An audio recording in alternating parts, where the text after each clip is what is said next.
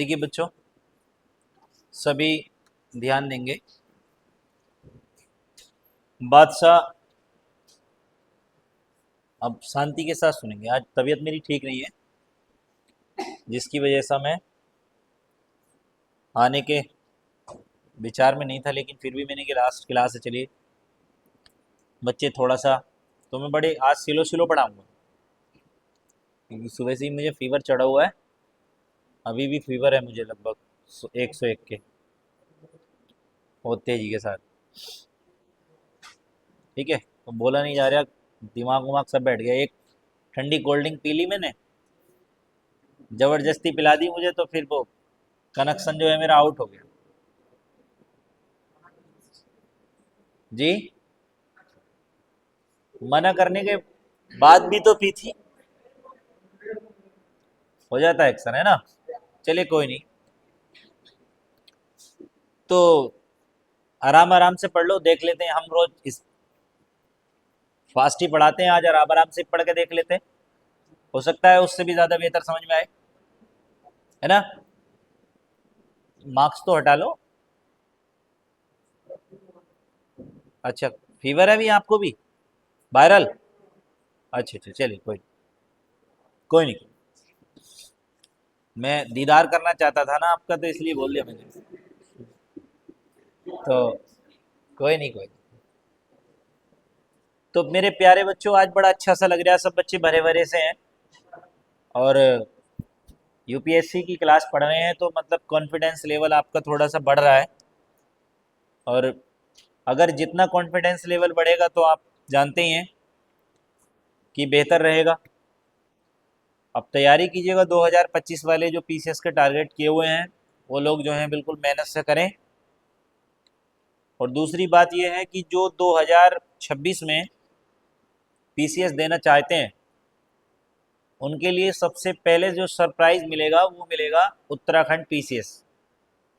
Uttarakhand PCS के form online जो है वो फरवरी या मार्च में ही हो जाएंगे, जो कि पूरे भारत में सबसे ज़्यादा इजीली पीसीएस है। तो इसलिए जो है उत्तराखंड पीसीएस, अगर यदि आप तैयारी कर रहे हैं, तो सिर्फ एक किताब आपको उत्तराखंड की पढ़नी पड़ेगी। मैंने उस दिन बताया था आपको पूरा सिलेबस, और उत्तराखंड का जो है आप फॉर्म फिल करिएगा। जहाँ से भी जो भी वैकेंसी निकल रही है ना, यदि आप पढ़ रहे हैं, तो आप जो है उसको ज़रूर जो है फिल करिएगा। हो सकता है कहाँ आपका कोई इंतज़ार कर रहा है। कई बार ऐसा अक्सर हो जाता है कि हमारा सपना कुछ और होता है, लेकिन हम चाहे चले कहीं और जाते हैं। होता है कि नहीं होता कि यार हम तो डालना नहीं चाहते थे इसमें, लेकिन हो गया तो अब कर रहे हैं। तो ऐसा भी है, कभी कभी ज़िंदगी मौके देती है, तो चौका मार देना चाहिए, मौका देख के चौका मार देना चाहिए। चलिए वो तो कोई नहीं, लेकिन तैयारी कर रहे हैं ना, तो थोड़ा फॉर्म डालिएगा, कॉन्फिडेंस लेवल भी बढ़ेगा, और आपकी जो एक फ्लो है पढ़ने का, वो भी बिल्कुल टूटेगा नहीं, बना रहेगा। तो अभी हम मुगल एम्परर्स में देखते हैं, बादशाह औरंगजेब के बारे में देखते हैं। बहुत सारी किंवदंतियां आपने सुना ही होगा कि बादशाह औरंगजेब के विषय में जब कभी पढ़ाते हैं, तो इतिहास एक ऐसी कड़वी सच्चाई है जहां कोई भी बच्चा किसी भी तरीके से किसी धर्म विशेष को अपने से जोड़ के ना चले, या वर्तमान से जोड़ के ना चले। ये इतिहास है और ये किताबों में लिखा हुआ है। ठीक है, मैं अपने घर से तो इसको नहीं पढ़ाऊंगा, लेकिन मेरा कहना है कि कोई भी बच्चा किसी भी धर्म समुदाय से इसको जोड़ के ना चले। क्यों? क्योंकि बादशाह औरंगजेब जो है एक हिंदूवादी भी थे और एक मुस्लिमवादी भी थे। क्योंकि हिंदूवादी होने का ये प्रमाण है कि बादशाह औरंगजेब के शासन काल में ही सबसे ज्यादा हिंदू अधिकारियों की नियुक्ति की गई थी। उनके शासन प्रशासन के अंदर सबसे ज्यादा हिंदू नियुक्त थे। उनके जो सैन्य संचालन करने वाले थे वो भी हिंदू थे। और बहुत जगह ये भी लिखा गया है कि उन्होंने जो है बहुत सारे मंदिरों को तोड़ा, बहुत सारे मकबरों को, बहुत सारी चीज़ों को उन्होंने जो है तहस नहस कर दिया। उसको तोड़ करके, फला मंदिर को तोड़ के ये किया, जबरन लोगों को मुसलमान बनाया। ठीक है, इस तरीके से बहुत सारी बातें किंवदंतियाँ आती हैं, लेकिन वो एक राजनीतिक टिप्पणी करके जो है उसका आधार लोग बना लेते हैं, वो सब अलग की बातें हैं। लेकिन आप एक सिविलियन स्टूडेंट हैं यूपीएससी के, ब्रॉड माइंडेड, ठीक है। तो आप जो है किसी भी डर्टी माइंड वाले व्यक्ति नहीं है, इसलिए जो है बहुत छोटी सोच ना रखें अपनी। इतिहास में केवल वह तथ्य पढ़िएगा जो आपके काम आएगा, है ना। तो अब हम बादशाह औरंगजेब की तरफ चलते हैं बेटा। सबसे पहले मैं आपको बता देता हूं कि बादशाह औरंगजेब का जो जन्म था, सबसे पहले जन्म की तरफ चलेंगे। इसका जो जन्म था वो हुआ था 24 अक्टूबर 1618 को। मैंने कल आपको बताया था कि 24 अक्टूबर 1618 को बादशाह औरंगजेब का जन्म हुआ था। औरंगजेब का जन्म जो था वो दोहद, एक जगह पड़ती है दोहद एमपी में, समझ रहे हैं आप मेरी बात, मध्य प्रदेश में। यहां पर एक जगह पड़ती है, आपका बता दें, दोहद, दोहद, ठीक है। तो दोहद जो है वो उज्जैन के निकट, उज्जैन कहाँ है आपको पता है, ठीक है, उज्जैन के समीप लिख दूंगा मैं, उज्जैन के समीप में हुआ था। और कहते हैं कि इनकी जो माता श्री थी वो आपको पता है वो मुमताज थी। कौन थी? मुमताज। क्योंकि मुमताज ने कुल मिलाकर के 14 संतानों को जन्म दिया और उन 14वीं संतान में जो है लगभग लगभग चौथी संतान बादशाह औरंगजेब रही है, जो जीवित संतानों में रहे, ठीक है। उसके बाद में जब बादशाह औरंगजेब की मैं बात करता हूं तो इनका पूरा नाम है मुहिउद्दीन मोहम्मद औरंगजेब। क्या नाम है? मुहिउद्दीन, जो मैंने लिखा है मुहिउद्दीन, ठीक है, मोहम्मद, मोहम्मद औरंगजेब। क्या बोला मैं? औरंगजेब, मोहम्मद औरंगजेब, ये इनका पूर्ण नाम है। यहां पर लिख सकता हूं मैं पूर्ण नाम, पूरा नाम। और इनके पिता जो थे वो बादशाह कौन थे आपको पता है? वो कौन थे? बादशाह शाहजहां। याद रखना, बादशाह शाहजहां, इनके पिता जो थे वो बादशाह शाहजहां थे, माता जो ही मुमताज थी। और इनको जो है शाहजहां ने एक उपाधि दे रखी थी जिसका नाम शायद आपने कभी पढ़ा हो या नहीं पढ़ा हो। इनको एक उपाधि मिली थी जिसका नाम था बहादुर। क्या नाम था? बहादुर की उपाधि थी। अगर मृत्यु की बात करूंगा, इनकी मृत्यु का विवरण अगर आप देखेंगे तो 3 मार्च 1707 को, ठीक है, 3 मार्च 1707। देखिए इतने सारे मुगल बादशाह हुए, अर्थात कहने का मतलब है कि जब जहांगीर मुगल गद्दी पर औरंग मतलब बैठे हुए थे तो उस समय सबसे पहले कैप्टन हॉकिंस का नाम सुना होगा। पुर्तगाली तो आ चुके थे, आपको मालूम है, 1498 में पुर्तगाली इंडिया आ गए थे। लेकिन जो ब्रिटिशर्स थे वो आपको पता है 1500 में ब्रिटिश ईस्ट इंडिया कंपनी आई, 31 दिसंबर 1500 आपका 99 में, अर्थात 1600 से उसकी स्थापना मानी जाती ब्रिटिश की। जब ब्रिटिशर्स यहाँ पर आए तो उस समय जो ब्रिटिशर्स थे वो कैप्टन हॉकिंस सबसे पहला व्यक्ति आने वाला था ब्रिटिशर्स में। और वो जो है अकबर के नाम का, अर्थात जेम्स प्रथम के एक लेटर लेके आया था अकबर के दरबार में। लेकिन अकबर की मृत्यु 1605 में हो गई थी। उस समय बादशाह औरंगजेब बैठे हुए, सॉरी जहांगीर, ठीक है मैं गलती बोल गया, जहांगीर बादशाह थे। अर्थात जहांगीर के काल में कैप्टन हॉकिंस यहाँ पर आए और उन्होंने आने के बाद तुर्की भाषा में जो है जहांगीर से बात की। जहांगीर बहुत खुश हुआ और उसने जो है उसको इंग्लिश खान की उपाधि दी और लगभग 4000 का मनसब उसको प्रदान किया। और उसने एक सोने से जड़ा हुआ सुसज्जित रथ जो था वो उनको प्रदान कर दिया। मेरे प्यारे बच्चों, समझ के चलना है, ये वो कहानी है जहां से हिंदुस्तान की तकदीर का खात्मा शुरू हुआ। क्योंकि अंग्रेजों ने जब हिंदुस्तान के अंदर अपनी जड़ों को मजबूत किया तो उनको मजबूती में उनको ढील देने वाले ये मुगल बादशाह थे। शायद अगर मुगल बादशाह उस समय जो है अंग्रेजों को यहाँ पर प्रभुत्व के लिए ढील नहीं देते तो मेरा यह मानना है कि वो इतनी मजबूती के साथ में हिंदुस्तान पर बरसों राज नहीं कर पाते। और उसके बाद में औरंगजेब उनकी जो है नीतियों से बहुत प्रभावित हुआ और उसने जो है खुले में व्यापार करने का उनको जो है अथॉरिटी दी। और धीरे धीरे धीरे धीरे धीरे धीरे ये समय आया कि उन्होंने मुगलों के कार्य में, मुगलों के शासन में, मुगलों के जो है साम्राज्य में उन्होंने जो है इंटरफेयर करना शुरू कर दिया, आपको मालूम ही होगा। लेकिन उन सभी मुगल बादशाहों में सबसे ज्यादा मजबूत और सबसे ज्यादा निडर और सबसे ज्यादा ब्रिटिशर्स को थकाने वाला बादशाह था बादशाह औरंगजेब। अर्थात कहने का मतलब है कि जब तक औरंगजेब बादशाह जीवित थे या था तो तब तक जो थी मुगल सत्ता अर्थात मुगल जो साम्राज्य था वो बहुत मजबूती के स्तर पर था। लेकिन जिस दिन मुगलों के अंदर जो है औरंगजेब 1707 को जब इनकी डेथ हो गई 3 मार्च 1707 को, तो उसके बाद में मुगलों की शक्ति जो है वो बिल्कुल आधी खत्म हो गई और मात्र एक कठपुतली की तरह मुगलों का प्रभुत्व बांध लिया।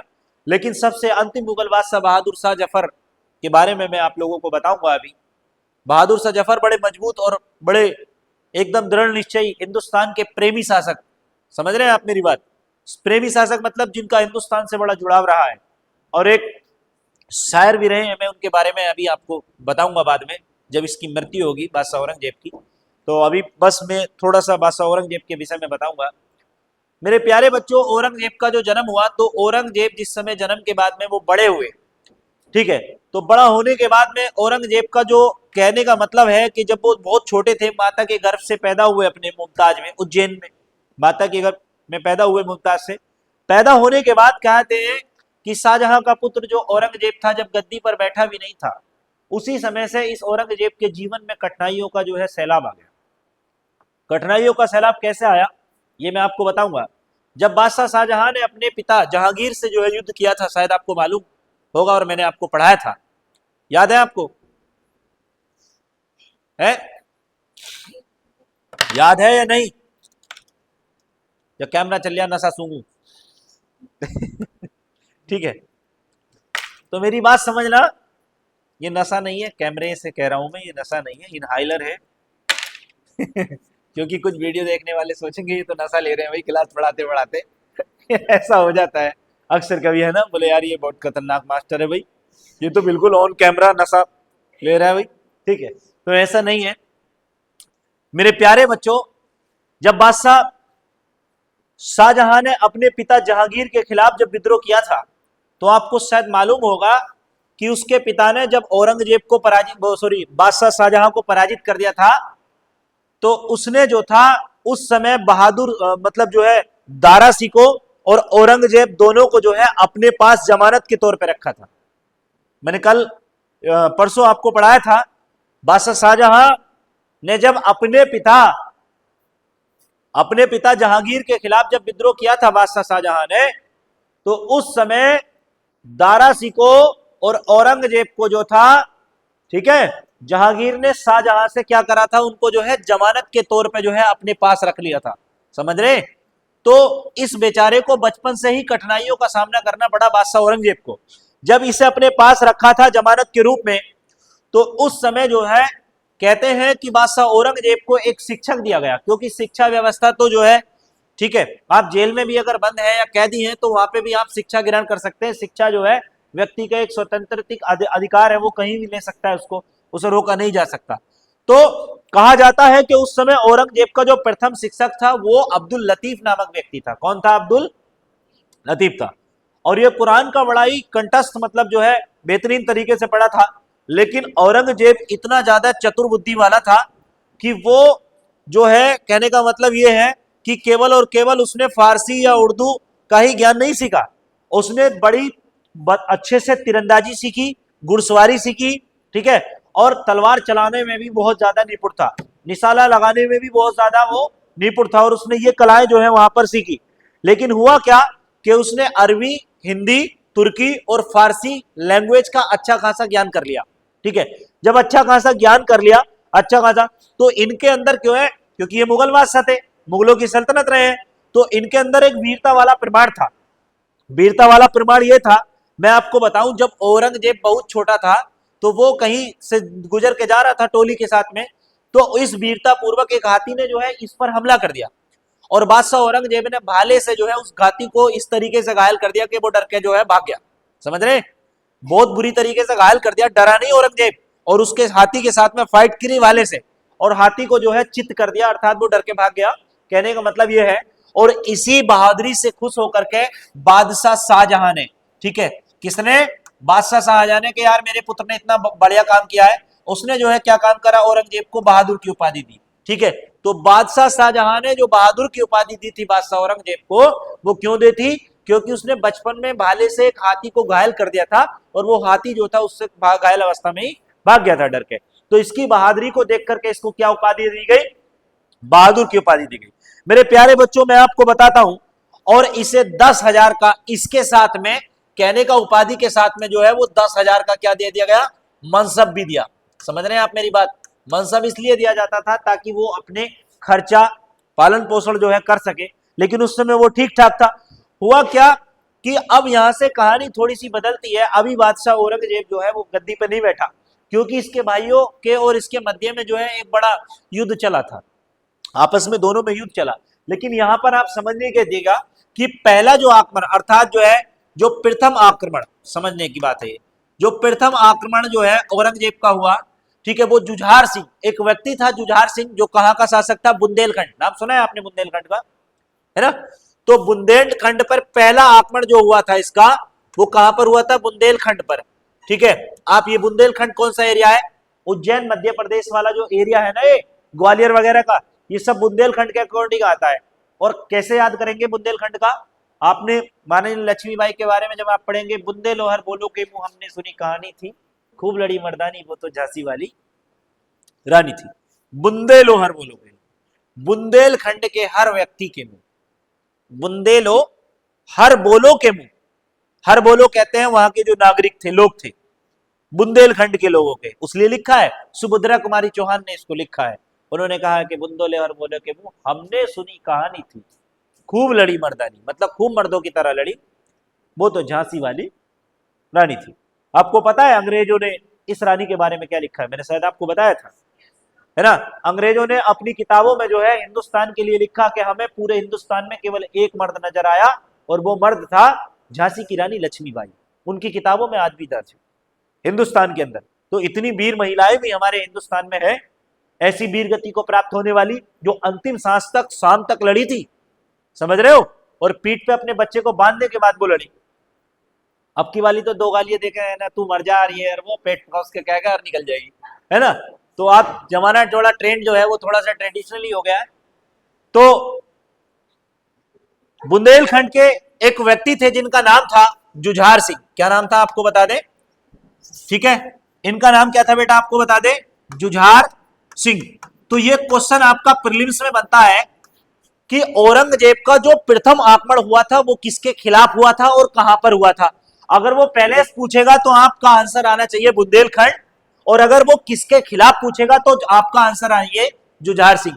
कि औरंगजेब का जो प्रथम आक्रमण हुआ था वो कहां और किसके खिलाफ हुआ था, तो आपका आंसर आएगा बुंदेलखंड में जुझार सिंह के खिलाफ हुआ। लेकिन मेरे प्यारे बच्चों मैं आपको बताऊं कि जब इसने पहला आक्रमण किया बादशाह औरंगजेब ने, तो क्या हुआ कि जुझार सिंह क्या हो गया, पराजित हो गया। और इसका मतलब हुआ जब जुझार सिंह पराजित हुआ तो पहला आक्रमण जो था किसका, बादशाह औरंगजेब का सफल हो गया। अब जानते ही हैं आप कि जब पहला आक्रमण सफल हो जाएगा किसी का, तो उसका मनोबल जो है वो बड़ा हो जाएगा और वो आगे की नीतियों को जो है जारी रखेगा।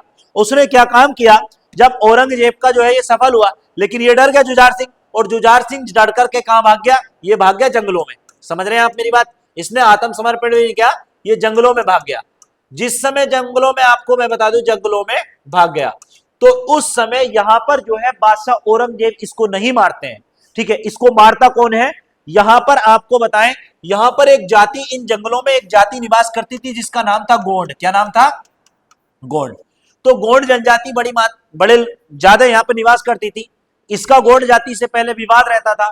जब गोंड जाति ने देखा कि ये तो जो है औरंगजेब से डर के इधर आ गया, तो क्या करा जुझार सिंह की गोंडों ने क्या कर दिया, आपका गोंडों ने क्या कर दिया बेटा, आपको बता दे, हत्या कर दी, और इसकी जीवन लीला यहां पर समाप्त हो गई। समझ रहे हैं आप मेरी बात?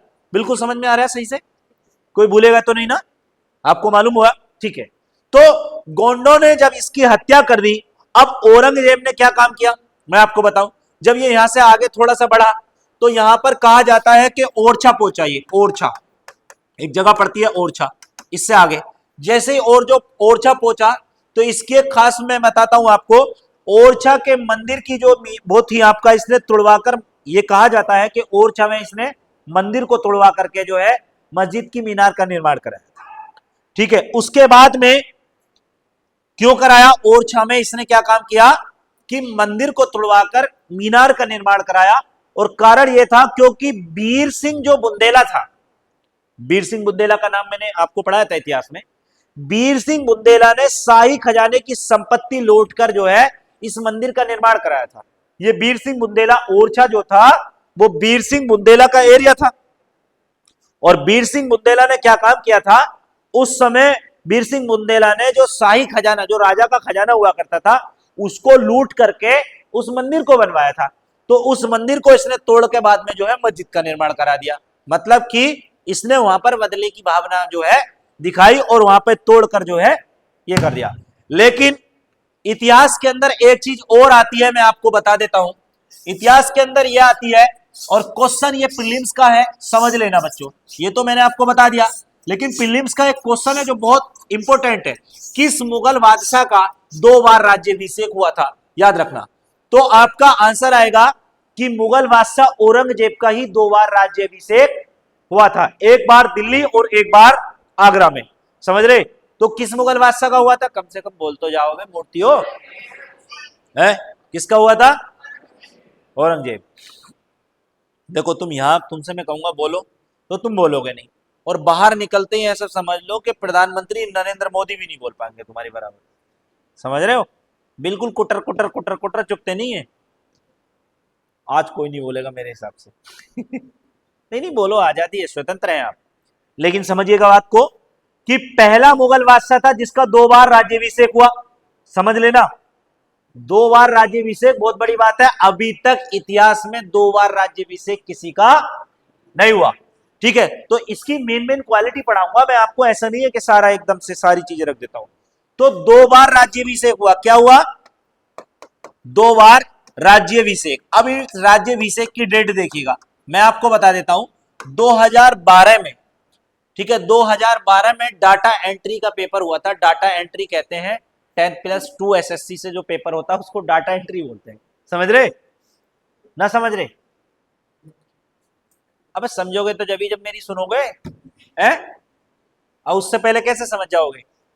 तो उस पेपर के अंदर जीएस में 50 क्वेश्चन आते थे, उसके अंदर ये वाला आया, मुझे आज भी याद है। बताओ, 2012 के जमाने की मैं बात कर रहा हूं। उस समय में जो है बहुत बड़ा आदम, बहुत बड़ा था, मेरे दाढ़ी बड़ी, मुझे बहुत बढ़िया था मैं, मतलब ठीक है, मुझे आज भी याद है, वो मेरा बचपन था उस समय। ठीक है, तो आप याद रखेंगे 2 बार राज्याभिषेक हुआ। राज्याभिषेक की तिथि पूछी थी, तो पहला जो राज्याभिषेक हुआ था वो 21 जुलाई 1658 को हुआ। कब हुआ? 21 जुलाई कब हुआ? 1658। समझ गए आप मेरी बात? कितने को हुआ? 1658 को उसको हुआ। और ये हुआ था, मैं आपको बता देता हूं कहां पर बेटा? आगरा में। कहां हुआ था? क्यों आगरा में? क्योंकि आगरा मुगलों की राजधानी था, इसलिए आगरा में इनका राज्याभिषेक हुआ। दूसरा राज्याभिषेक 15 जून 1659 को हुआ।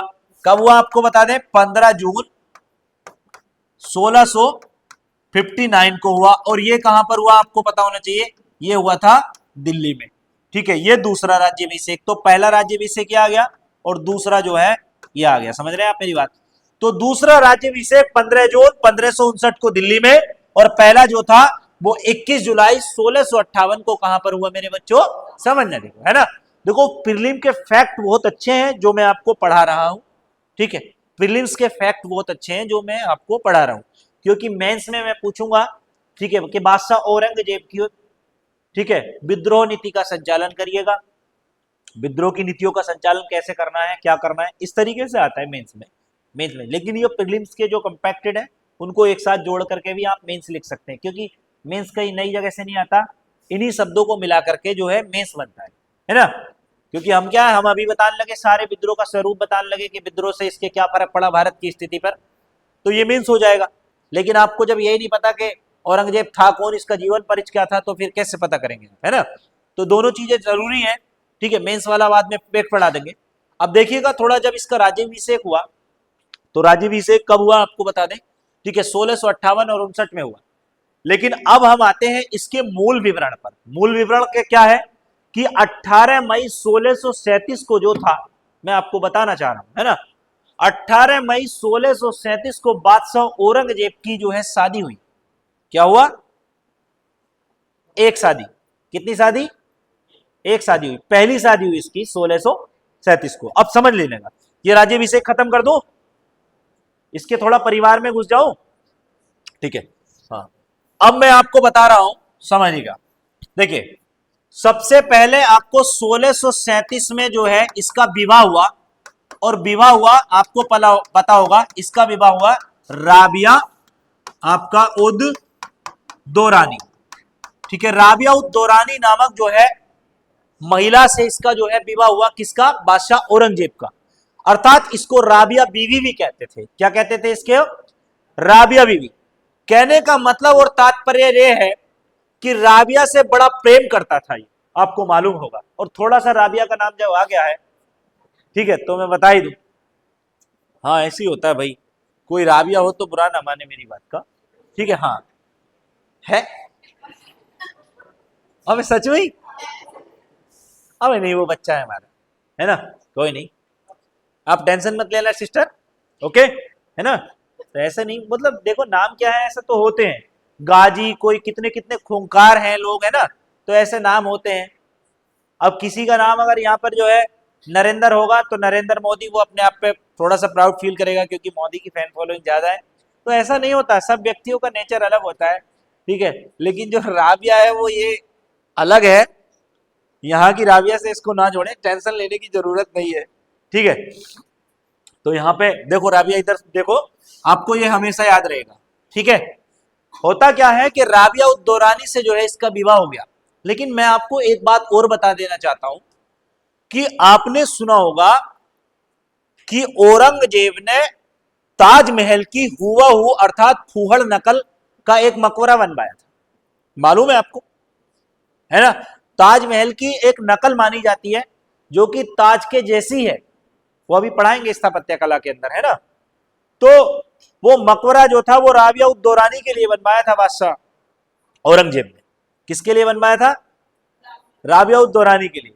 तो देख रहे हैं कितनी प्रभावशाली है, औरतों का बाचस बहुत बढ़िया रहता है, समझ रहे हो। और जो जुबान चलाती है ना उसका नहीं रहता। ऑन कैमरे की बात कर रहा हूं मैं, जो जुबान चलाएगी लड़ाएगी, है ना, तू तो ऐसा और तू तो वैसा, उसका वाचस जो है वो आदमी खत्म कर देता। वो लड़ेगा भी नहीं ना तो चुपचाप चला जाएगा, लेकिन उसका अस्तित्व खत्म कर देगा। बोले तू जा, डिलीट मार दिया तुझे जिंदगी से, रहेगा उसके साथ ही, जागा नहीं छोड़कर उसको, ठीक है। लेकिन क्या है कि प्रेफरेंस नहीं देगा। रेस्पेक्ट तुम किसी को भी दोगे ना तो वो तुमको रेस्पेक्ट देगा। इसलिए सारी बच्चियां, हमारा यही कहना है कि जब भी तुम्हारी शादी हो तो तुम्हारे लिए सुप्रीम लीडर अर्थात तुम्हारे लिए दुनिया की सबसे बड़ी दौलत तुम्हारा हस्बैंड ही होगा। इसलिए उसका हमेशा सम्मान करना, ताकि वो आपके लिए जो है एक मकबरा ऐसी बनवा दे, ठीक है। हाँ, तो ध्यान रखना। हाँ बेटा, क्या?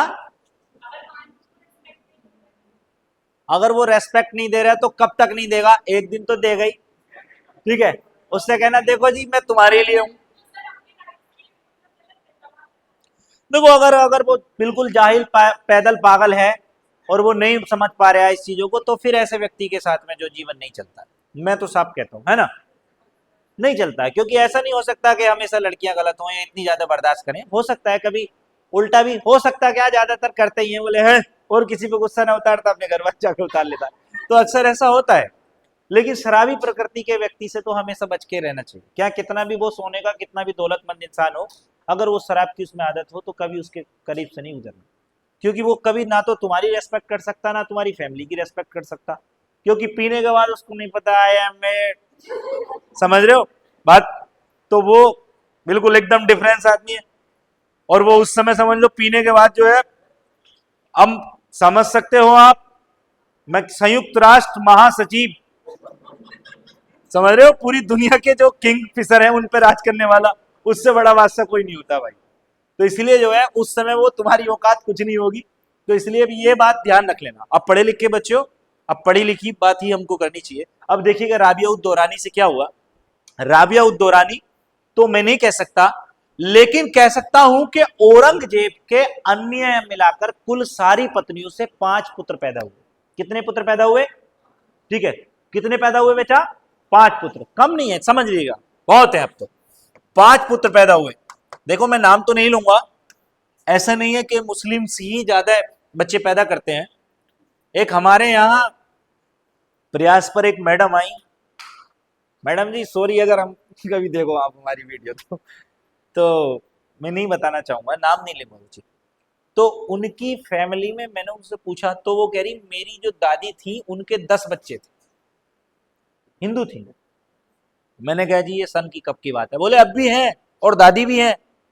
मैंने कि दादा, बोले वो निकल लिए। ठीक है, तो 10 12 15, 10 12 15, ये कोई वो नहीं। अब तो एक दो जो है फैमिली बढ़ाते हैं, लेकिन ज्यादा नहीं करते हैं, क्योंकि अब सिचुएशन इस तरीके की आ गई है, आपको पता ही है। ठीक है, डिमांड बहुत ज्यादा हाई हो गई है, चीजें बहुत ज्यादा। तो फिर भी जो है ऐसा अब नहीं है, सब पढ़े लिखे लोग हैं, सब ऐसे नहीं करते हैं, है ना। तो ये तो बादशाह लोगों की कहानियां हैं कि 5 पुत्र, 6 पुत्र, 10 पुत्र, 15 पुत्र। ठीक है, 15 तो नहीं हुए हैं किसी के भी, लेकिन 5 जो है हम बादशाह औरंगजेब के बारे में पढ़ते हैं, इसके 5 पुत्रों के बारे में।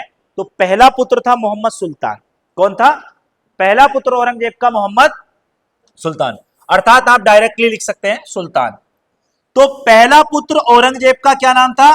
सुल्तान। और दूसरा पुत्र का नाम था अकबर। समझ रहे? क्या नाम था दूसरे पुत्र का? अकबर। और तीसरे पुत्र का भी नाम सुनिएगा, तीसरे पुत्र का नाम था मुअज्जम। क्या नाम था? मु ए और जय जय में मुअज्जम। और चौथे पुत्र का भी नाम आप सुनेंगे, चौथे पुत्र का नाम था आजम, मोहम्मद आजम। और पांचवें पुत्र का नाम था, क्या था? आप जानते ही होंगे, काम बख्श। क्या नाम था? काम बख्श। याद रखना।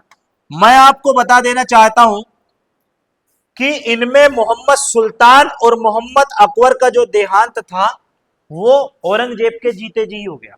मतलब जब वो जीवित था, जिंदा था, तभी उसका जो है क्या हो गया था? देहांत हो गया था और वो मर गया था। अर्थात कहने का मतलब है सुल्तान और अकबर की मृत्यु जो थी वो औरंगजेब के जीवन काल में ही हो गई। और उसके बाद में पता लगता है कि मुअज्जम का जो जन्म था, मुअज्जम तीसरा जो पुत्र था, जो मुअज्जम था, अर्थात ये राबिया उद दौरानी से थे। और मुअज्जम जो था, एक इसकी एक अन्य पत्नी थी जिसका नाम था नवाब बाई। क्या नाम था? नवाब बाई। नवाब जो है पुरुषों का नाम भी होता है ना। लेकिन नवाब बाई जो थी वो मुअज्जम की माता थी। अर्थात कहने का मतलब यह है कि औरंगजेब की वो जो थी वो पत्नी थी। उसके बाद में आता है आजम। आजम जो था वो दिलरास, समझ रहे हैं मेरी बात यहां पर? दिलरास बानो बेगम। ठीक है, दिलरास बानो बेगम का पुत्र था। किसका पुत्र था? दिलरास बानो बेगम का पुत्र जो है वो आजम था। और उसके बाद में आता है सबसे छोटा जो बेटा था इसका, कौन था? वो कामबख्श। ये था उदयपुरी महल। इसकी माता का नाम क्या था आपको बता दे? उदयपुरी महल इसकी माता का नाम था, ये ध्यान रखना। उदयपुरी महल जो था वो कामबख्श की माता का नाम था। तो इस तरीके से ये दोनों राबिया उद दौरानी से थे, तो ये जो है एक्सपायर हो गए। समझ लेना बात को, है ना। तो कहा जाता है, होता क्या है, औरंगजेब पहली बार जो है, ये समझ रहे हैं आप मेरी बात, इतने पुत्रों को जन्म देता है और ये दोनों पुत्र जो है औरंगजेब के जीवन काल में ही मर जाते हैं। याद रखना। तो यहां से पता लगता है कि औरंगजेब जो था वो पहली बार जब युद्धों के क्रम में जो कूदा था, पहले उसने लड़ रहा था, मैंने अभी आपको बताया, लेकिन पहली बार जब औरंगजेब जो है युद्ध क्रम में कूदा तो उसने क्या काम किया? 1636 में औरंगजेब पहली बार साउथ इंडिया गया युद्ध लड़ने के लिए। याद रखना मेरी बात, पहली बार कब गया? साउथ इंडिया वो गया। बात समझ के चलना। और याद रखना, औरंगजेब का जन्म जो था वो आगरा की गद्दी में नहीं हुआ। औरंगजेब का जो मृत्यु हुई थी वो कहां पर हुई थी आपको पता? वो साउथ में हुई थी। और जन्म जो था वो उज्जैन में हुआ था। मैंने अभी आपको बताया था ना। ठीक है, तो यहां से समझिएगा कि पहली बार 1636 में दक्षिण भारत में ये गया, अर्थात वहां का सूबेदार बना। क्योंकि बादशाह जो है शाहजहां ने इसको क्या काम किया? दक्षिण का सूबेदार बना दिया। क्योंकि ये उत्तर भारत में रहता, अर्थात तो लड़ाई करता रहता, भाइयों से अपने आपस में लड़ता रहता, क्योंकि ये बहुत तेज तर्रार दिमाग का था। तो इसको सूबा जो है वहां का जो है वो बना दिया। उसके बाद में 1644 तक जो है ये दक्षिण का सूबेदार रहा। कितने तक? 1636 से 1644 तक ये दक्षिण भारत का सूबेदार रहा। और उसके बाद मुगल सत्ता की जो जड़ें थी, इसने दक्षिण भारत में जो है बारंगाल वगैरह वगैरह को जीत करके वहां पर मजबूत स्थिति कर ली। अर्थात कहने का मतलब यह भी है कि इससे पहले इतना वर्चस्व उत्तर भारत में मुगलों का नहीं था जितना जो है बादशाह औरंगजेब के द्वारा वहां पर जो है वर्चस्व स्थापित किया गया। लेकिन हुआ क्या कि 1644 में इसको जो है वापिस बुला लिया। क्या करा? इसको वापिस बुला लिया। कहां पर? आगरा, क्योंकि आगरा मुगलों की राजधानी थी। तो इसको आगरा में जो है जब वापिस बुला लिया 1644 में, तो 1644 में आगरा जब वापिस बुलाया तो 1645 में जो है इसको आगरा की गद्दी तो नहीं दे सकते थे क्योंकि बादशाह शाहजहां उस समय जीवित थे। ठीक है, इसको 1645 में जो है गुजरात का सूबेदार बना दिया, क्योंकि आप जो है गुजरात के सूबेदार रहे। जब ये गुजरात का सूबेदार बना दिया गया तो 1645 से 1647 तक ये गुजरात का सूबेदार रहा। ठीक है, गुजरात पूरी तरीके से इसके हाथ में रहा। कहने का मतलब है कि 1645 के बाद में 1648 से और 1648 से 1652 तक, समझ रहे हैं आप मेरी बात, 1652 तक सिंध और मुल्तान दोनों की बागडोर इसको दे दी गई और ये सिंध और मुल्तान में ही जो है अपना समय जो है व्यतीत करता रहा। लेकिन यहां पर क्या होता है, इसी समय जो है 2 बार कंधार काबुल के पास में पड़ता है नहीं, ठीक है, 2 बार इसे कंधार आक्रमण के लिए भेजा गया। ये दोनों आक्रमण जो है इसने जो है क्या काम किया, असफल हो गया। कंधार के आक्रमण में क्या हो गया, ये असफल हो गया। मैं आपको बताऊं, जब कभी भारत से खुरासान की तरफ युद्ध लड़ने के लिए जो है भारतीय सेना निकलती थी, उस समय जो आपका मुगलों के वाचस था, तो ये सेनाएं जो है उनके बराबर ट्रेंड नहीं थी। आज भी आपने देखा होगा कि ईरान ने जब इजराइल से अभी युद्ध लड़ा तो इजराइल के छक्के छोड़ा दिए, इजराइल के पसीना पसीना हो गया, वो बस कैसे भी करके युद्ध खत्म करवा दो।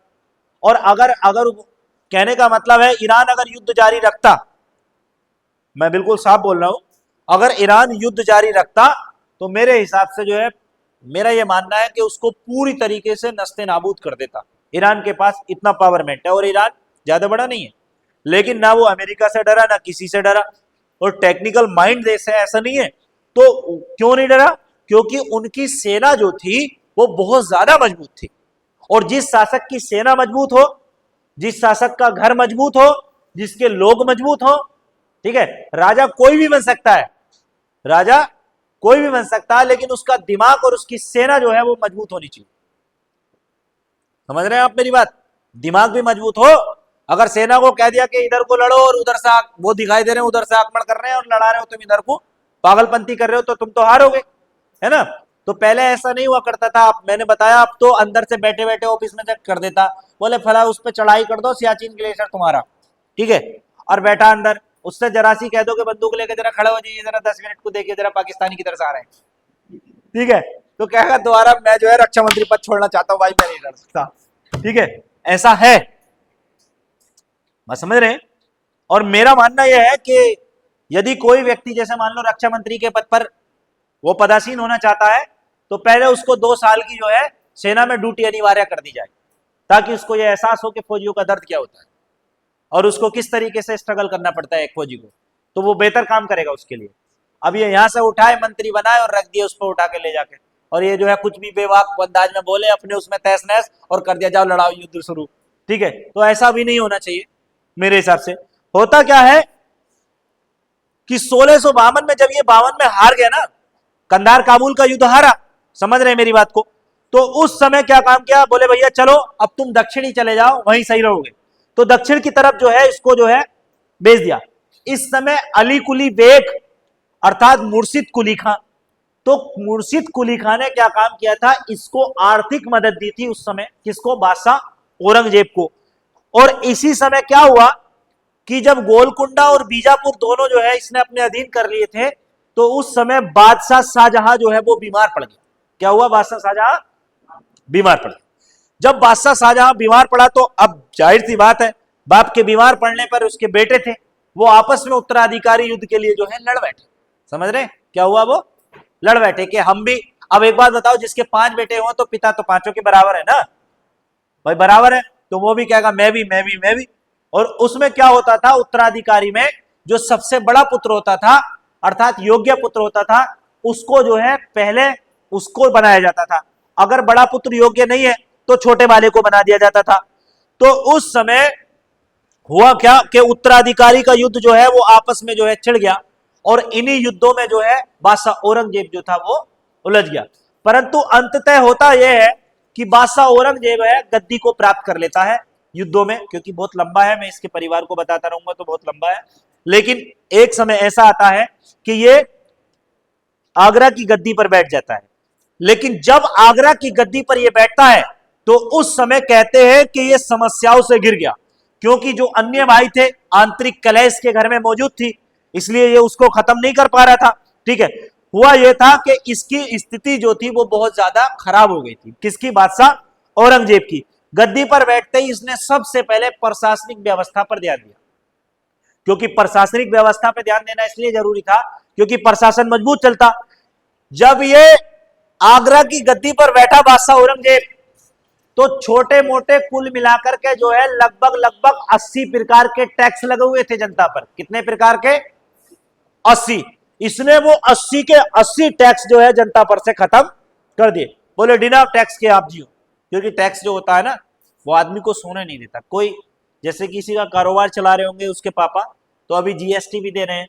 अब मान लो ये पेन की कीमत जो है मान लिया 500 रुपए है, लेकिन जीएसटी अगर इसमें लगेगी तो इसमें 90 रुपए और जोड़ दीजिएगा 18% के हिसाब से। 1000 पे 180 रुपए हो गए, तो 500 रुपए पे 90 रुपए हो गए, तो 90 रुपए और जोड़ोगे तो 90 रुपए तुम्हारी जेब से फ्री गए ना, इसकी जो वैल्यू थी उससे ज्यादा। समझ रहे हैं कि नहीं? तो ये बेवजह में गई, ये किस चीज के गए? 90 रुपए टैक्स के।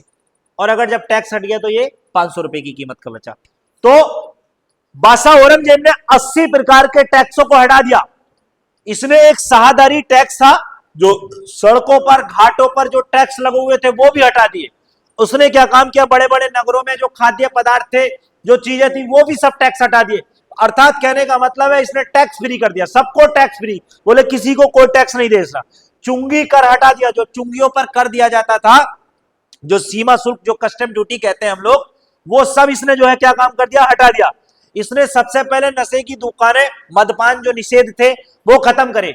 बेश्यावृत्ति के धंधे आपने देखा होगा आज भी चलते हैं, चकले। ठीक है, तो इसने क्या काम किया? वो सारी चीजों पर पाबंदी लगा दी और वेश्यावृत्ति के धंधे तक जो है बंद करा दिए, कि कोई भी महिला कहीं भी आपका जो है गलत वेश्यावृत्ति के लिए धंधे पर नहीं बैठेगी, उसको कारोबार दिया जाएगा या राजा के यहां से वो फ्री कोर्स में खाएगी। समझ रहे?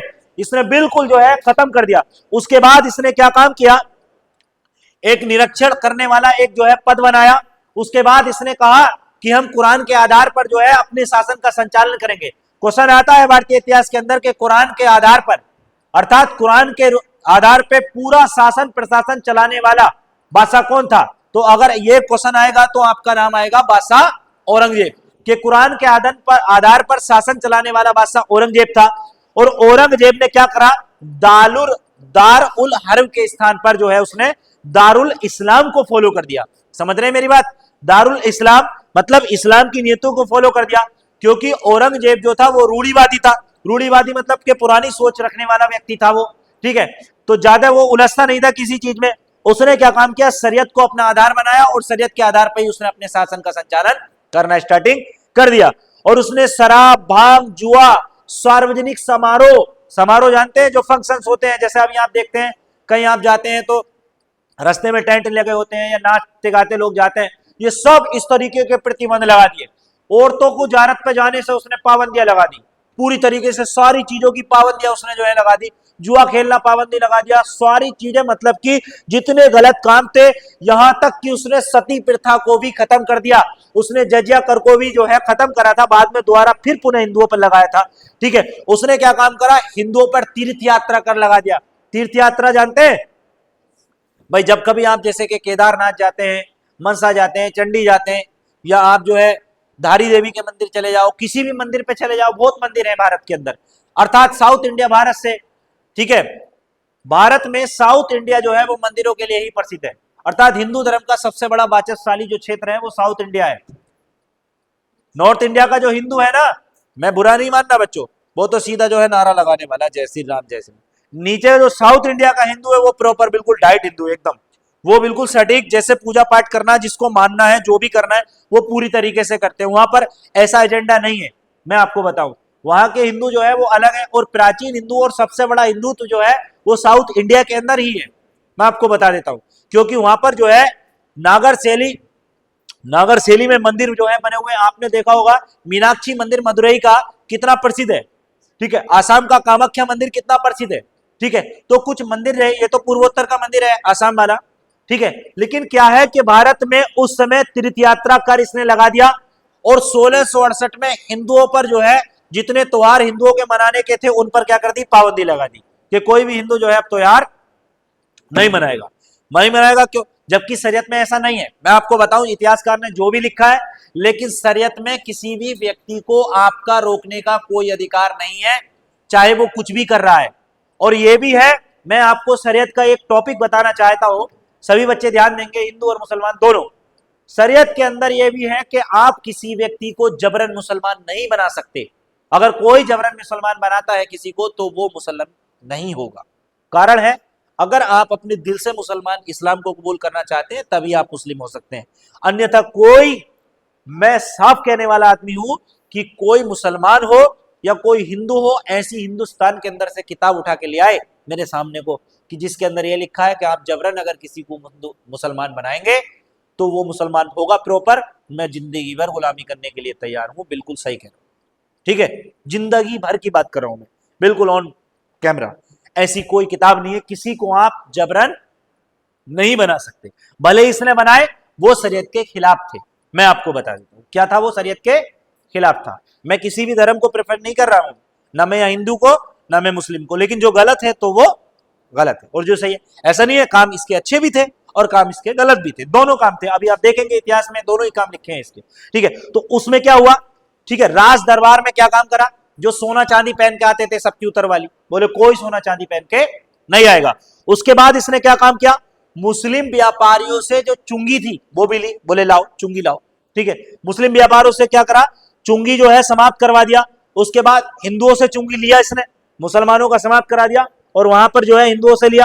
कहने का मतलब है कि इसने हिंदुओं को हटाकर उनके आधार, उनकी जगह पर जो है, हिंदुओं को हटा करके उनकी जगह पर क्या करा, मुसलमानों की भर्ती कर दी, ठीक है। उसके बाद में इसने त्योहारों पर प्रतिबंध लगाए और मंदिर भी तोड़े। ये तो थी एक तरीके से हिंदुओं के प्रति इसकी एक मंशा। लेकिन अब कहा जाता है कि बादशाह औरंगजेब के ही शासनकाल में और बादशाह औरंगजेब के ही प्रशासनिक जो कार्य थे उनके अंदर सबसे ज्यादा हिंदू अधिकारी मौजूद थे। अब दोनों दृष्टि से सोचेगा, है ना, अब दोनों दृष्टि से सोचेगा, क्योंकि औरंगजेब ने क्या काम किया था कि अपने शासन के 11वें वर्ष, आपने झरोका दर्शन को मैंने पढ़ाया है, ठीक है, झरोका दर्शन पढ़ाया नहीं पढ़ाया, राबिया खड़ी हो जाओ, मुझे नाम याद हो गया। मुझे ये बताइए झरोका दर्शन क्या होता है। पानी पीना झरोका दर्शन नहीं होता, मैं जिससे पूछूंगा वही बताऊंगा, आलू घेर दूंगा अगर नहीं बताया। तुम खड़ी हो, झरोका दर्शन बताओ। आप नहीं आए थे, आप नहीं आए थे, चलिए मलिक साहब खड़े हो जाइए, बताइए। परछाई बना, ऐसे कैसे देखना, ऐसे सीधे हो खड़े हैं। हाँ क्या, विंडो से देखना या परछाई देखना, अच्छा अच्छा, जैसे वो, अच्छा अच्छा, जैसे नूर आलम सर जो है, तो इसका मतलब मलिक सर का वो झरोका दर्शन कर रहा है। अच्छा चलिए, है ऐसी हो, चलिए बैठ जाइए, यू स्टैंड प्लीज, आप खड़े हो जाओ। हाँ हाँ, आप भी, अरे दावत में कोई आए हो, क्लास में आए हो। आप बताइएगा, सती प्रथा में, सती प्रथा क्या होती थी, सती प्रथा बताइए। हाँ, वो ही नहीं होती थी, मतलब आंसर देना स्पष्ट। हाँ, अरे नहीं नहीं, मैं सती प्रथा होती दोस्त हूं है, मैं तुम्हारा, बताओ। तो उस टाइम में चलती थी, एक प्रथा थी जिसमें कि आदमी खत्म होने के बाद औरत को भी उसमें जला देते थे जिंदा, उसकी वाइफ को, बहुत अच्छा अच्छा, मैंने कहा किसी और की औरत रख देते तो जलम हो जाती। अच्छा, वेरी गुड, बैठ जाओ। अब समझिएगा बच्चों, दोनों चीजें, झरोका दर्शन होता था कि जैसे अभी बच्चों ने सही बताया कि खिड़की से पर्दे के माध्यम से आकर के अपने आप को चेहरा दिखा देना या परछाई, पानी में परछाई को दिखा देना। तो ये तो एक जैसा आपने देखा होगा, ऐसे करके देखते हैं कभी कभी चुप चुप के, लेकिन चुप चुप के मिलने से मिलने का मजा तो आएगा, है ना। तो वो झरोका दर्शन होता है। और सती प्रथा जो थी, इसका सबसे पहला प्रमाण जो है वो 510 ईस्वी में एरण अभिलेख के अंदर मिलता है। प्राचीन इतिहास के बारे में बता रहे हैं हम लोग। गोपराव नामक एक सैनिक था, उसकी हत्या में सबसे पहले जब उसकी हत्या हुई, ठीक है, तो उसकी हत्या का प्रमाण सती प्रथा का पहला प्रमाण था। ठीक है, कैसा था? 510 ईस्वी में एरण अभिलेख के अंदर से प्रथम सती होने का प्रमाण मिलता है। अर्थात यानी प्राचीन इतिहास का है ये, मैं बता रहा हूं, क्योंकि मॉडर्न में पढ़ा, मेडिवल में पढ़ा रहे हैं तो थोड़ा बता देते, कोई दिक्कत नहीं। जी जी जी, खड़े होके पूछा करो, मुझे आवाज कम आती है। लेटर वैदिक एज से भी तो पहले बता रहे हैं हम, 510 ईस्वी में, मतलब वैदिक एज। हाँ, अब सती प्रथा का प्रमाण जो है सिंधु घाटी में तो नहीं मिला है ना, वहां पे तो 3 प्रकार के दाह संस्कार मिले हैं। हाँ, वैदिक का ही है ये। हाँ, हम तो 510 में बता रहे हैं उसी 510 ईस्वी। सुनिएगा मेरी बात, ईशा पूर्व क्या है? आपको पता है कि जो बाद वाला जो पीरियड रहा है एंशिएंट में, आप आएंगे, मैंने जो पढ़ा है अभी तक कि ईशा पूर्व में तो कोई प्रमाण नहीं मिला है। 510 ईस्वी में एरण अभिलेख के अंदर गोपराज नामक सैनिक की जब वो मारा गया था तो उसकी पत्नी का पहला सती होने का प्रमाण है। आप डाल सकते हैं गूगल पे, नेट पे, किताब में, कहीं भी। मैं बच्चों को कोई गलत तो नहीं बताऊंगा, है ना? नहीं मालूम होगा तो मैं मना कर दूंगा, लेकिन पहला है ऐसा, आप डाल लीजिएगा, सती का पहला प्रमाण जो है मिल जाएगा, है ना? अगर आपको डाउट होगा तो कल पूछ लेना, कोई दिक्कत नहीं। अब देख लीजिएगा, प्राचीन इतिहास जास्त्रमाली के अंदर भी है और आपका जो है एस के पांडे के अंदर भी है, देख लेना, कोई दिक्कत नहीं है, इसमें डाउट में मत रहिएगा, है ना? मैं तो बता रहा हूं। तो सती क्या होता था कि जब कभी किसी का पति खत्म हो जाता था, मर जाता था, तो उसी की चिता में उसी स्त्री को जिंदा जो है जीवित जला दिया जाता था। ये था उसका सती का होने का प्रमाण, समझ रहे हो? पहले सती ये होती थी। अब आइएगा कि मैंने बताया कि इन्होंने क्या काम किया, झरोका दर्शन, और उसके बाद तुलादान प्रथा चल रही थी, तुलादान मतलब जानते हैं, वो भी इन्होंने जो है क्या कर दिया, समाप्त कर दी। और उसके बाद में इन्होंने जजिया को 1669 में दोबारा से जो जजिया लगाया हुआ था हिंदुओं पर, मैं आपको बताऊं, वो जजिया जो है क्या करा, इन्होंने हटा दिया उनसे। ठीक है, हटाने के बाद इन्होंने क्या काम किया, दक्कन, जो दक्कन वाला एरिया था, दक्कन से भी जजिया को हटा दिया, अर्थात सभी से जजिया को हटा दिया। और इन्होंने क्या काम किया, औरंगजेब ने उस समय जो है सर्वाधिक रुपये की ढलाई करवाई। क्या कराई? सर्वाधिक ढलाई कराई। और अपने दरबार से बड़ी मात्रा में इन्होंने क्या काम किया कि जो फकीर फुकरा आता था इनके दरबार में, जो किसी चीज को लेने, तो बादशाह औरंगजेब उसको देने में बिल्कुल भी जो है निसंकोच उसको देते थे। वैसे सबसे बड़ा देने वाला तो आपको कुतुबुद्दीन ऐबक था, जिनको लाखों में दान देने वाला कहा जाता है, लेकिन ये भी इस चीज में पीछे नहीं थे। और आपको बताएं कि जब इन्होंने इतनी सारी जो नीतियां थी, जो सब संचालन जो खत्म कर दिए, शराब मदिरा, ठीक है, ये चक्के वक्के, ये जो भी चीजें थी जो सब खत्म करी, इसलिए इनको एक उपाधि दी गई जिसका नाम था, मैं आपको दूं, औरंगजेब को जो है क्या कहा गया, इसको कहा गया शाही दरवेश। क्या कहा गया इसको? शाही दरवेश। आज भी मैं आपको बता देता हूं, शाही दरवेश, या इसको कहा गया जिंदा पीर। क्या कहा गया? जिंदा पीर।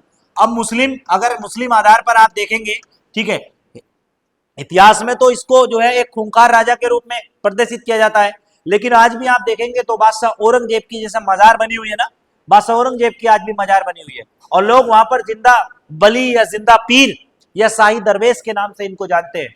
ठीक है, इनको जिंदा माना जाता है कुछ लोगों के बारे, वहां आज भी जो है लोग जो है इनको मानते हैं, जैसे कि यहाँ आपने देखा होगा मोइनुद्दीन चिश्ती को मानते हैं, ठीक है, या ऐसे इसी तरीके से जो है औरंगजेब को भी माना जाता है।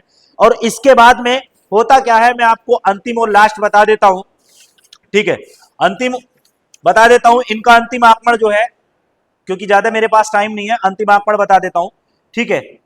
अंतिम आक्रमण जो था औरंगजेब के विरुद्ध सब जो है किसने किया था पता है आपको? सिखों के द्वारा हुआ था। किसके द्वारा हुआ था? औरंगजेब के खिलाफ जो अंतिम आक्रमण था, बच्चों याद रख लेना, वो किसके द्वारा हुआ था? अंतिम आक्रमण वो हुआ था सिखों के द्वारा। अब समझिएगा, किसके द्वारा? सिखों द्वारा। याद रखना, सिखों द्वारा क्यों हुआ, ये बात समझिएगा। इतिहास में कभी कभी ये बताया जाता है, आपने सुना भी होगा, कि बादशाह औरंगजेब ने गुरु तेग बहादुर को फांसी दी थी। अर्थात जो है ये सुनने में आता है कि उनको जिंदा दीवार में चिनवा दिया था। सुना है कि नहीं? ठीक है, बादशाह औरंगजेब ने गुरु तेग बहादुर को जिंदा दीवार में चिनवा दिया था, ऐसा आता है। लेकिन मैं आपको बताऊंगा, जब इस बादशाह औरंगजेब के इस नीति को माना जाता है गुरु तेग बहादुर को, तो कुछ लोग कहते हैं इतिहास के तथ्यों के आधार पर कि जब इस्लाम कबूलवाने की बात कही तो गुरु तेग बहादुर ने इस्लाम को कबूल करने से मना कर दिया, क्योंकि वो गुरु थे। अर्थात सिखों के नौवें गुरु जो थे वो गुरु तेग बहादुर थे। सिखों के कौन से गुरु थे? नौवें गुरु तेग बहादुर थे। इनसे इस्लाम कबूल करने की बात कही तो इन्होंने मना कर दिया। जब इन्होंने मना कर दिया, पहले ऐसा होता था, ये मैंने सुना है भाई, देखो कहां तक सत्य है मैं नहीं कह सकता, है ना, कि बादशाह औरंगजेब जो था वो इतना जलाली था, वो किसी व्यक्ति को मुसलमान बनाते हुए उससे 3 बार क्वेश्चन करता था। ठीक है, 3 बार क्वेश्चन करता था, क्या आपको इस्लाम कबूल है? उसने कहा जी, तो भाई ये चल ठीक है, तो उसका काम ही खत्म, है ना। और जैसे कहा, उसने 3 बार पूछता था, अगर तीसरी बार किसी ने मना कर दिया, समझ रहे हो, तो तलवार से उसकी गर्दन उड़ा देता था। ऐसा सुनने में आया है, तथ्यों में क्या है ये आप अलग तरीके से जानेंगे। ठीक है, तो तीसरी बार में उसकी गर्दन उड़ा देता था और दोबारा से उसको कभी भी, क्योंकि मौका ही, जब गर्दन उड़ा देगा तो दोबारा से तो उसका मौका ही नहीं मिलेगा। लेकिन उसके विषय में ऐसा लिखा जाता है कि वो जैसे कि मान लो उससे तीसरी बार पूछा कि कबूल है, इस्लाम कबूल है, उसने कहा नहीं कबूल नहीं है। ठीक है, और जैसी तलवार उठाई बोले साहब कबूल है ना, फिर कटने से पहले ही, तो वो बख्शता नहीं था, वो बख्शता नहीं था, उसकी गर्दन तीसरी बार मना करने पे उड़ा ही देता था। तो ज्यादातर लोग जो है वो दूसरी बार में या पहली बार में कबूल कर लेते, ऐसा लिखा जाता है। तो उसकी भेंट जो था वो गुरु तेग बहादुर थे, समझ गए।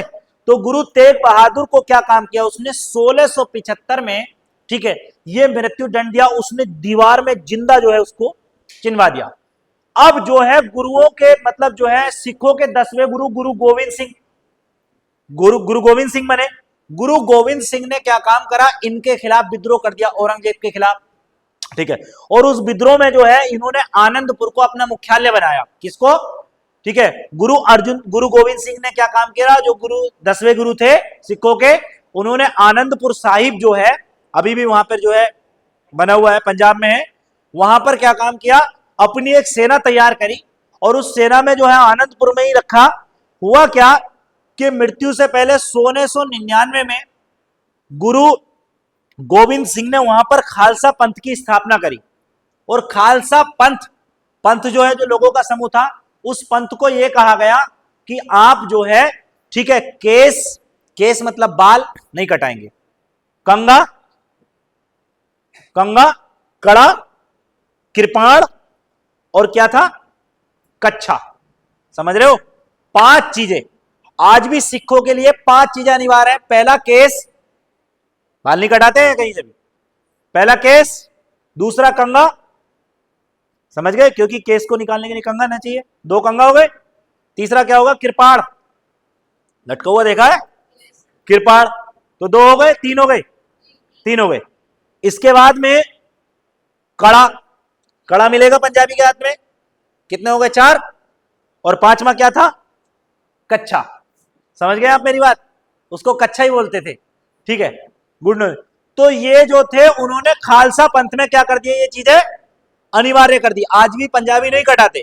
और कृपाण की ये नियम है आज भी, अगर पंजाबी ने कृपाण धोखे से भी अगर निकाल लिया गुस्से में भी, तो उसको खून चाहिए। क्या चाहिए उसको, खून। फिर वो चाहे अपना खून दे उसको धार पे खून लगाने के बाद ही अंदर जाता है, उससे पहले नहीं जाता। और पंजाबी से ही लग मत जाना, अगर उनने कृपाण निकाल लिया तो समझ लो तुम्हारी जात तुम्हारे ही ले लेगा, वो फिर वो मारेगा, फिर सजा हो या कुछ भी हो, ये मैं तुम्हें बता रहा हूं। ठीक है, उनके नियम थे, है ना। अब हम इसमें घुसे तो बहुत लंबा है, लेकिन हम समझाने की कोशिश कर रहे हैं। हुआ क्या कि आनंदपुर साहिब में जब खालसा पंथ की स्थापना कर दी, बादशाह औरंगजेब को यह जानकारी हुई कि खालसा पंथ की वहां पर स्थापना हो गई। ठीक है, उसने क्या काम किया, जाकर के जो है खालसा पंथ पर आक्रमण कर दिया बादशाह औरंगजेब ने। और आक्रमण के साथ साथ में क्या करा कि सिखों को बुरी तरीके से पराजित भी कर दिया, हरा भी दिया। ठीक है, जब वहां पर हरा दिया, अर्थात कहने का मतलब है कि उन्होंने क्या काम किया, गुरु गोविंद सिंह के 4 पुत्रों को वहां पर गिरफ्तार कर लिया। और 4 पुत्रों को गिरफ्तार करने के बाद में गुरु गोविंद सिंह तो भाग गए, लेकिन उनके 4 पुत्रों को गिरफ्तार कर लिया और बाद में जो है उनकी क्या कर दी, हत्या कर दी। उसके बाद में गुरु गोविंद सिंह ने जो है फारसी भाषा में जो है औरंगजेब के लिए एक शांति वार्ता का एक लिए पत्र लिखा, लेकिन उन्होंने जो है क्या काम कर दिया, औरंगजेब ने कहा कि चलिए कोई बात नहीं है, शांति वार्ता हो जाएगी, लेकिन पहले तुम्हें हमारी शरण में आना पड़ेगा, मतलब कि हमसे बातचीत करने के लिए, उसने मिलने के लिए आदेश किया। अब गुरु गोविंद सिंह को यह मालूम था कि अगर गए तो हो सकता है मार भी सकता है, क्योंकि बादशाह के दिमाग की बात है ना, क्योंकि हमने भी इतना परेशान कर दिया, तो हो सकता है वो मार भी सकता है, तो इसलिए वो उनसे कभी मिलने नहीं गए। अंत में हुआ क्या, मैं आपको बताऊं, जीते जी पे इसका एक बेटा था जिसका नाम मैंने अभी आपको बताया था, सुल्तान, ये लिखा है ना, ठीक है। सुल्तान ने जो है क्या काम किया, सॉरी सुल्तान नहीं, अकबर, इसने क्या काम किया कि अपने पिता के खिलाफ हो गया ये और विद्रोह कर दिया और भाग गया कहां पर, साउथ में। कहां पर भाग गया ये, साउथ इंडिया में, है ना। तो साउथ में जब भागा तो औरंगजेब इसका पीछा करते हुए, मैं आपको बता देता हूं, औरंगजेब इसका पीछा करते हुए क्या चले गए, साउथ इंडिया चले गए, ठीक है। औरंगजेब अपने पुत्र का पीछा करते हुए जो है साउथ इंडिया भाग गए और वहां पर जाने के बाद वो सूबेदार के तौर पे जो है वहां पर साउथ इंडिया में रहे। लेकिन होता क्या है बच्चों, मैं आपको बता देता हूं कि वहीं पर साउथ इंडिया में, क्योंकि बूढ़े हो चुके थे, स्वास्थ्य बहुत ज्यादा खराब रहता था, ठीक, तो उसी समय कहा जाता है कि वहां पर क्या हुआ कि उस समय जब ये बूढ़ा हो गया और बीमारियों ने इसे बहुत ज्यादा घेर लिया, तो सुबह की फजर की नमाज पढ़ी इन्होंने, किसने, बादशाह औरंगजेब ने। और फजर की नमाज पढ़ने के बाद प्रातःकाल अहमदनगर में ही जो है इनका दिल घबराया और दिल घबराने के बाद जो है इनका रास्ता सीधा प्रस्थान ऊपर की तरफ कर गया। यह घटना है 3 मार्च 1707 को। बादशाह औरंगजेब हमेशा हमेशा के लिए जो है फजर की नमाज पढ़ने के बाद जो है दुनिया से खत्म हो गए। और उसके बाद उनके सबको वहीं पर दौलताबाद के निकट एक जगह है खुलदाबाद, दौलताबाद के निकट एक जगह है खुलदाबाद, खुलदाबाद में ही उनको जो है वहां पर क्या कर दिया, दफना दिया। और दफनाने के बाद हमेशा के लिए इनकी चिंगारी तो हो गई खत्म, ठीक है, मैं आपको बता देता हूं। और उसके बाद उत्तराधिकारी का जो है आपस में संघर्ष छुड़ गया, और जैसे ही छुड़ा तो इनका बेटा जो मुअज्जम था, ठीक है, कौन है मुअज्जम, ये रहा मुअज्जम, जो है बादशाह औरंगजेब के मरने के बाद जो है वहां का क्या बना, उपाधि पर बैठ गया।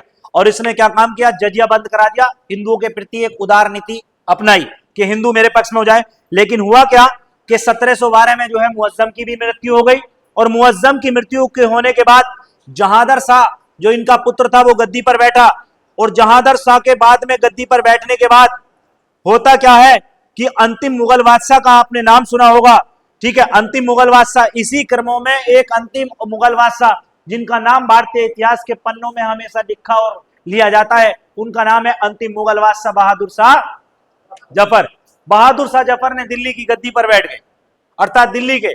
लेकिन 1857 की क्रांति में दुर्भाग्यपूर्ण उनको अंग्रेजी सरकार ने गिरफ्तार करके उनके पुत्रों को जो है मार दिया, शायद मालूम होगा आपको, ठीक है। और याद होगा कि जफर के शेर, अर्थात कहने का मतलब है बहादुर शाह जफर बहुत बड़े शायर थे। और मैं आपको बता देना चाहता हूं कि बहादुर शाह जफर अपने इस हिंदुस्तान, इस वतन, इस मिट्टी से इतना प्रेम करते थे, उन्होंने प्रेम में बहुत कुछ लिखा है, मैं आपको बता सकता हूं, ठीक है। क्योंकि जब ब्रिटिशर्स उसको लेके गए थे, उनके पुत्रों को मार रहे थे वहां पर, तो ब्रिटिशर्स ने कहा था, आपको शायद मालूम होगा, वहां के जनरल ने कहा था,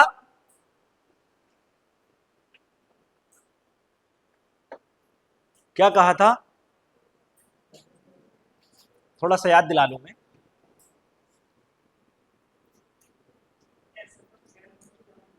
हाँ, ए जफर खैर मांगो जान की, हाँ, उन्होंने कहा था कि ए जफर अब जान मांगो, अब खैर मांगो जान की। बादशाह बहादुर शाह जफर को जब पकड़ लिया गया अंग्रेज में, उसमें हुमायूं के मकबरे की बात है, तो उन्होंने कहा था, हडसन शायद, उसने कहा था कि ए जफर खैर मांगो जान की, ठीक है। और लास्ट में ये कहा था कि ठंडी हुई अब तेग हिंदुस्तान की, ठीक है, तेग हिंदुस्तान की। तो जफर ने उसके उल्टा एक रिएक्शन दिया कि गाजियों में बू रहेगी जब तलक ईमान की, तख्ते लंदन तक चलेगी तेग हिंदुस्तान की। और लास्ट में जब मैं बताने चाहता हूं इन्हीं शब्दों के साथ में कि जब उनको रंगून बर्मा में लेके गए थे और वहां पर उनका जो है लगा कि मेरा अंतिम समय अब मैं कभी जा नहीं पाऊंगा, तो उन्होंने अंतिम समय में एक पंक्ति लिखी थी, उन्होंने कहा था कि इन हसरतों से कह दो कहीं जाके बसे, इतनी जगह कहां है दिले दागदार में। सुनना मेरी बात को, इतनी जगह कहां है दिले दागदार में, कांटों को मत निकाल चमन से ओ बागबा, कांटों को मत निकाल चमन से ओ बागबा, ये भी गुलों के पले हैं बहार में, और बुलबुल के बागवा से सैयद ना गिला, बुलबुल के बागवा से सैयद ना गिला, किस्मत में कैद लिखी थी फसले बिहार में, वो लाश पंकदी बहादुर शाह जफर की रोने वाली है, याद रखना। और उन्होंने लिखा कितना बदनसीब है जफर, कितना बदनसीब है जफर दफन के लिए, उन्होंने अपने आप को लिखा कि कितना बदनसीब है जफर दफन के लिए, 2 गज जमीन भी ना मिली कूचे यार में। हिंदुस्तान के लिए लिखा हुआ कि कूचे यार मतलब हिंदुस्तान के अंदर उनको 2 गज जमीन ना मिला। तो जफर के पास हर चीज का तोड़ था, ठीक है, कोई बात नहीं, ऐसा होता है। और इसी के साथ जो है हमने मुगल एम्परर्स आपको पढ़ा दिए, ठीक है। तबीयत बेशक हमारी खराब थी लेकिन हमने साइलेंट। अभी हमें सेल्फ प्योर ले लें, ठीक है, सेल्फ प्योर ले लें।